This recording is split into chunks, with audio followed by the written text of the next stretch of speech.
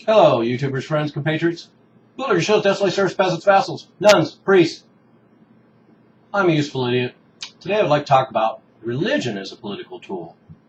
So as it turns out, I've ended up doing a series now, an ongoing series that will probably continue. The first video was about abortion as a political tool, and the last one was about racism as a political tool. And so now I will do one on religion as a political tool. So I'm going to talk a little bit about the concept of political religion. That is an idea that was first studied by scholars of the Catholic and Protestant Church and various intellectuals, and they looked at the rise of modernity and mass society and bureaucracy, and of course the accompanying nihilism and alienation that goes with it. So they realized that political religion was going to have to manifest when the citizenry find themselves at odds in the characteristics of a modern, faceless, inhuman society that formal religions can no longer provide the answers for. So that's how the concept of political religion came into being. And of course the idea of a political religion and religion as a political tool goes back as far as the beginnings of civilization. And we've always seen the church and the state intertwined. And certainly when you go back to the 12th, and 13th, and 14th, and 15th, 16th, 17th centuries, we have the church and state in a symbiotic relationship where, of course, the church legitimizes the power of the state, even going so far as to say that God wanted these families and these bloodlines, they're direct descendants of some sort of godly character, and therefore God wants these people to rule these countries. And of course, oddly, that same concept still manages to survive in our own time. And of course, historically, we've seen this idea of politics and religion in a lot of the messianic missions of governments and their foreign policies and domestic policies. Of course, in the United States, the idea of manifest destiny, that we were destined by God to increase, our land and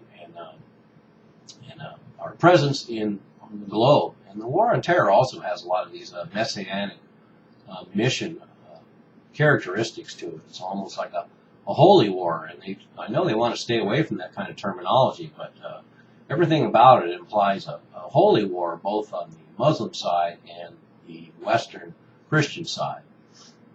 And historically too, one doesn't have to go too far back to find good examples of someone using religion as a political tool. And the best example of that, for example, is Abraham Lincoln.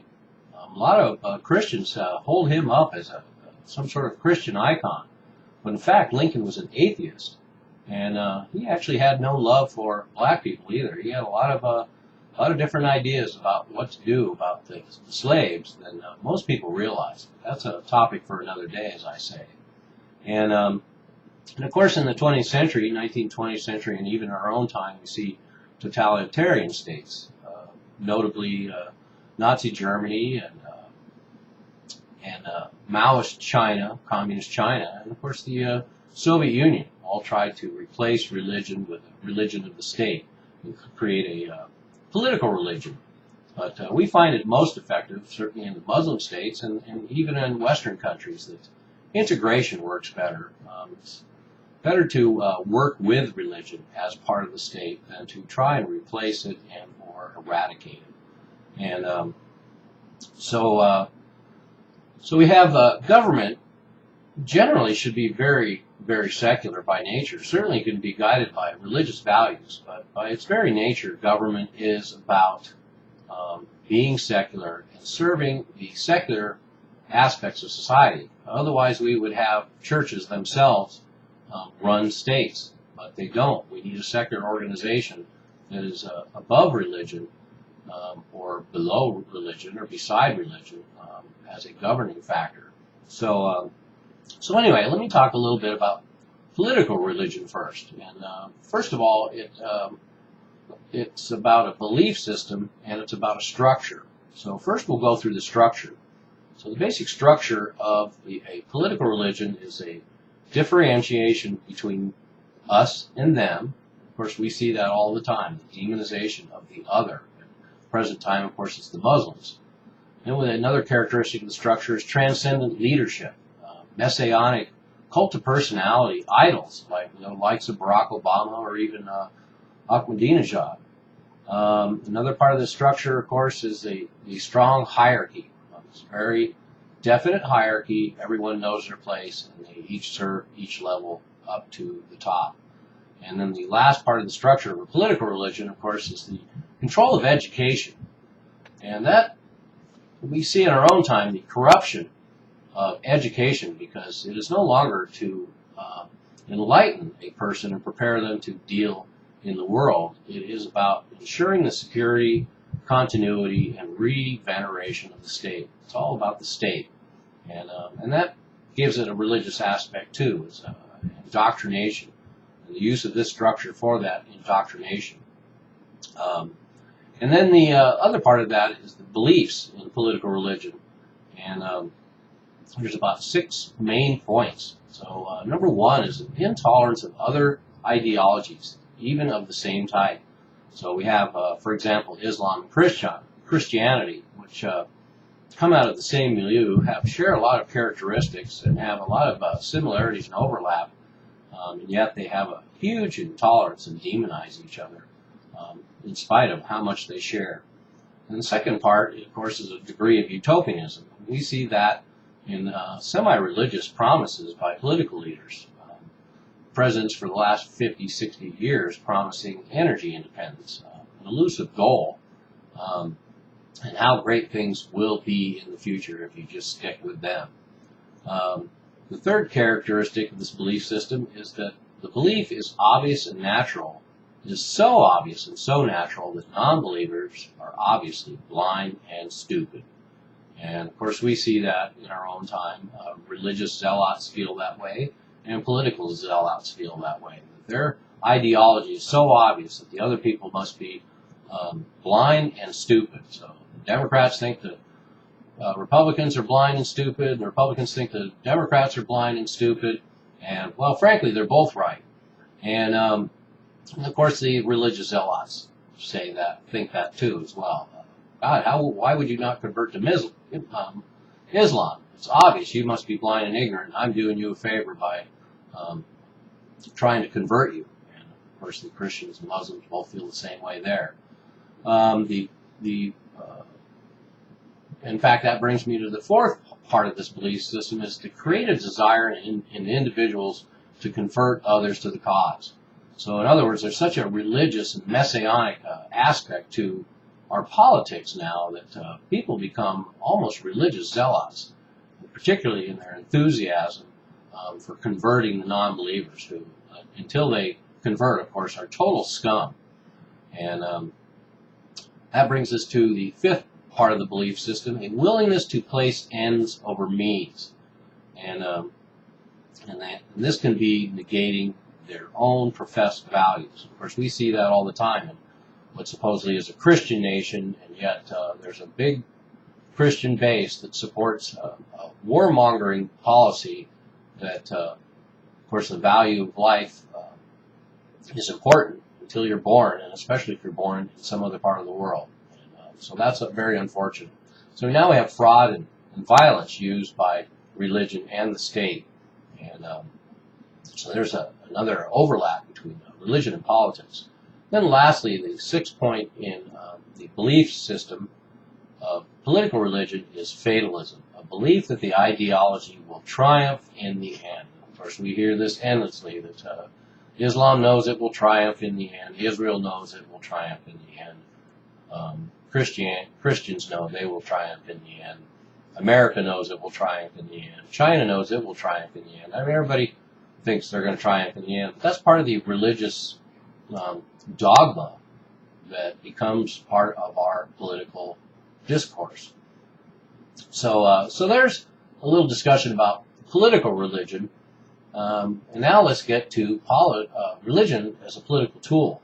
Because I look at this last election cycle, and I look at a lot of these candidates, and it became a very important issue about Mitt Romney's religion.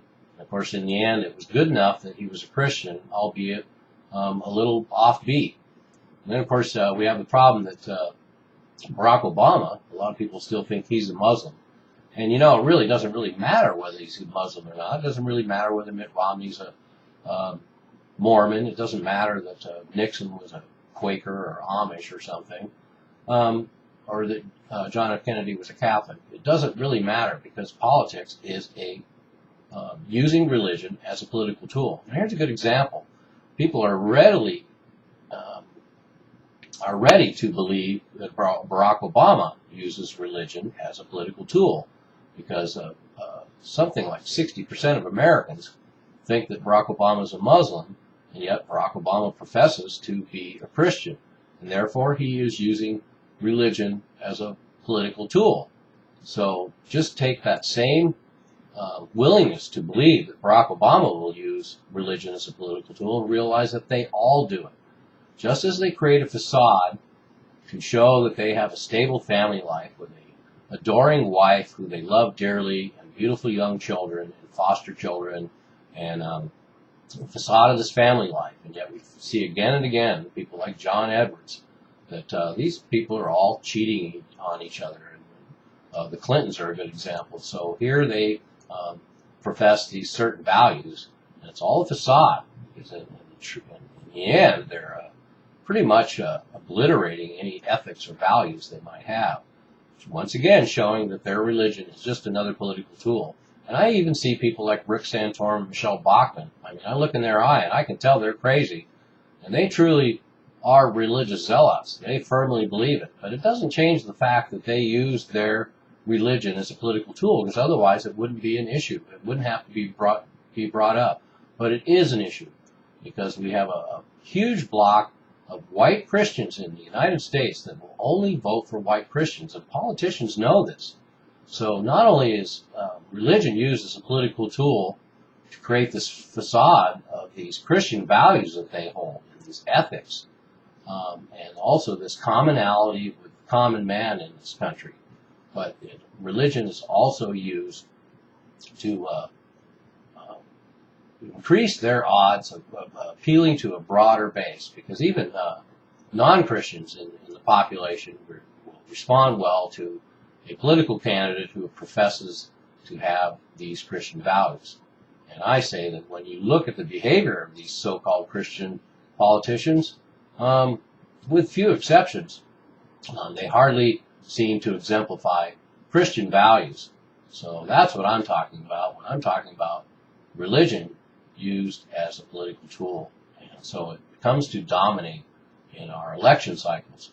And it also dominates as far as keeping this fake two-party system paradigm going, because it's easy to drag out these hot-button religious issues, politicize them, and continue to divide America into Christian and non-Christian, conservative and liberal, and instead of everybody getting on board and finding out what's best for everybody and what's best for America as a whole. So I think that's about all I want to say about religion as a political tool. And I guess my bottom line on this would be, when you hear these politicians, remember that their God is the state, and they have ambition and pride and ego, and they use violence and fraud once they, as they worm their way into the government, and they use violence and fraud when they get into the government. These are not Christian values. They are using religion as a political tool. Watch what they do, not what they say. I'm a useful idiot. Don't you be one too.